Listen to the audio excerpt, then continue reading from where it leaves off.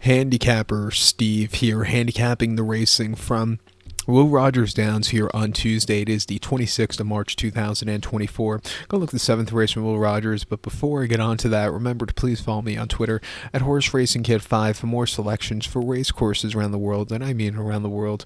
Let's look at the 7th from Will Rogers, which is the TRAO Classic Sprint Stakes. It's going for a purse $55,000, race for 3-year-olds and upwards here, Oklahoma breds.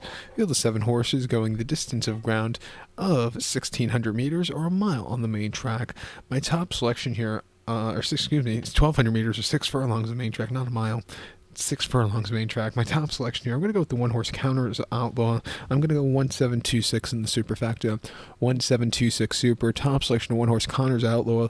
This 4-year-old Gillen by Cinco Charlie here.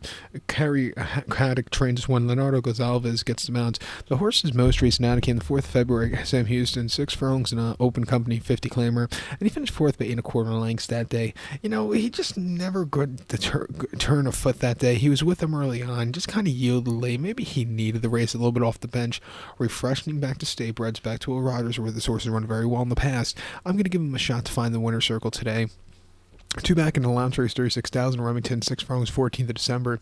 He won by 3/4 in length, and on the front and all throughout, he really put on a show. Not a bad race from there. And then the Silver Goblin at Remington over the 6.5 on the 10th of November. He finished second by 1 3/4 lengths that day.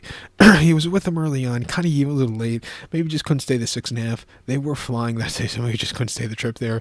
And then the Oklahoma Classic Sprint at Remington, 6 furlongs, 20th of December. He finished third by 3 lengths that day. And he just really crumbled late.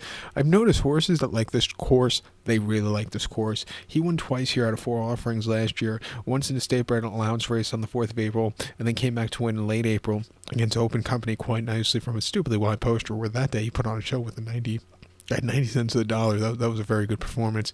Back here training well. I'm going to give him a shot here at 3-1. I think the 7-horse CW prize for Gerardo Mora and Jaw Offader could win also. Was a winner here opening week on the 4th of March, going 6 in an open allowance race, winning by 3 3/4 lengths from a stupidly wide poster.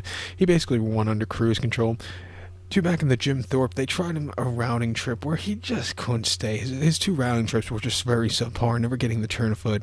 But before that, he won sprinting at Remington quite nicely against state breds. Training well since the last race. He has some speed, or he can stalk, which I think is good in this one. A 4-1, let's use him in the ticket.